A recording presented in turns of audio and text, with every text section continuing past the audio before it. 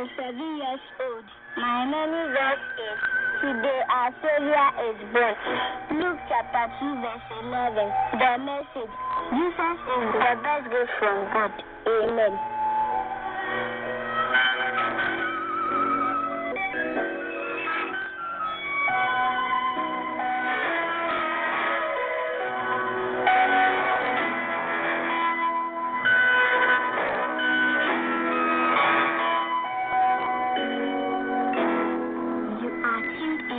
Adventist World Radio Ghana, Voice of Hope.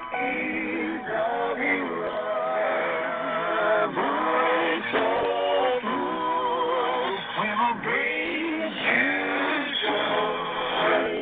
Keep on.